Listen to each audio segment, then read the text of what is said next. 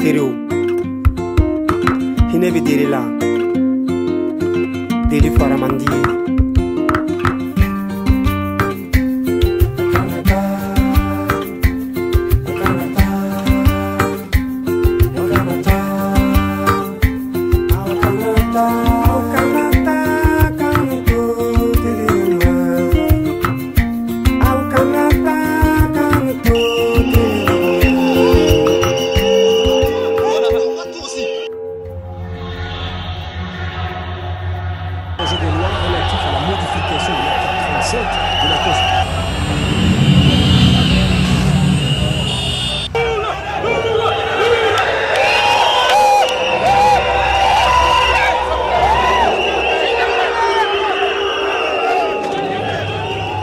Lors de l'insurrection populaire, qui est en fait l'aboutissement de tout un travail qui a été fait par les organisations de la société civile, les partis politiques, etc. Le Front de résistance citoyenne est né en fait de cette prise de conscience d'un certain nombre d'organisations de la société civile qu'il fallait que l'on puisse se rassembler pour pouvoir véritablement opposer un refus à la modification de l'article 37.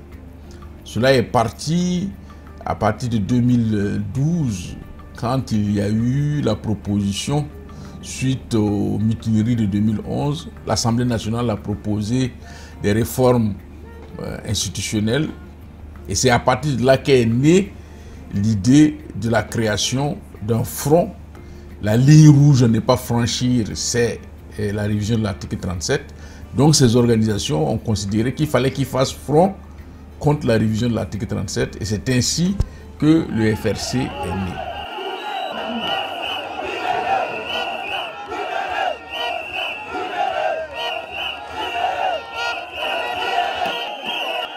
Blaise Ebola, le Assimi Sida, le Compaoré Mouton. Blaise n'est pas honte, Blaise n'est pas honte, Blaise n'est pas honte. Il n'a pas les de population, il n'est pas honte, Blaise n'est pas honte. Je suis né à me trouver partout. Mais le jour de l'insurrection, même le 30, les différentes organisations de la société civile avaient des zones qu'ils occupaient et qu'on devait faire convergence vers l'Assemblée nationale. Nous avons entendu les clameurs comme quoi l'Assemblée nationale avait été prise parce que d'autres forces étaient venues de l'avenue de l'indépendance.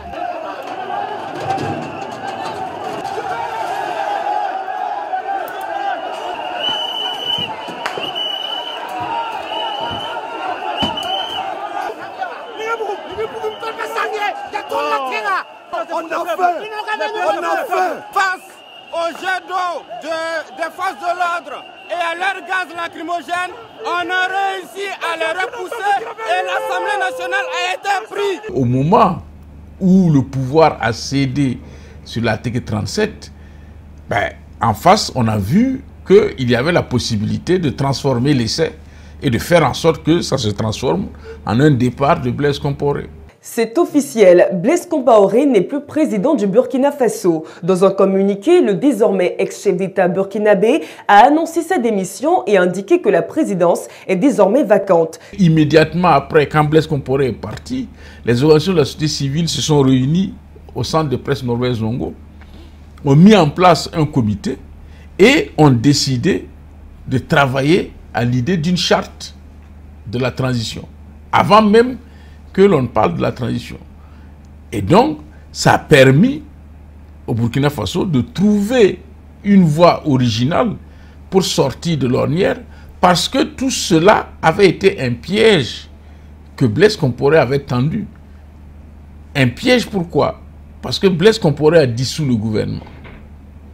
Blaise Compaoré est parti avec le président de l'Assemblée nationale. Donc, il n'y avait pas de solution constitutionnelle, puisque s'il y avait vacance du poste de président, c'était le président de l'Assemblée nationale qui devait le remplacer, mais le constat par le Conseil constitutionnel devait être fait sur saisine du Premier ministre. Donc, toutes ces personnes n'étaient pas là. Donc, que faire?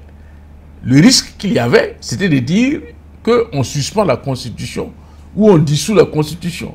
C'est la première erreur que les militaires ont eu à faire. Heureusement, la société civile a réagi pour dire non, pas question. Parce que c'était pour qu'on dissolve la Constitution. L'Union africaine met les sanctions et exige le retour à la vie constitutionnelle normale et le rétablissement de Blaise Compaoré. Les forces patriotiques et démocratiques, alliant toutes les composantes de la nation et réunies au sein du Conseil national pour la démocratie, CND, ont décidé de mettre un terme au régime déviant de la transition.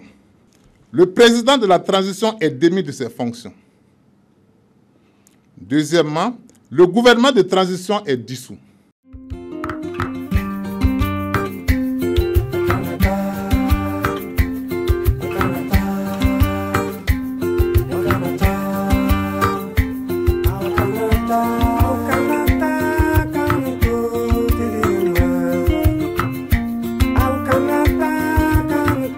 Il ne faut pas que l'on peigne tout en noir.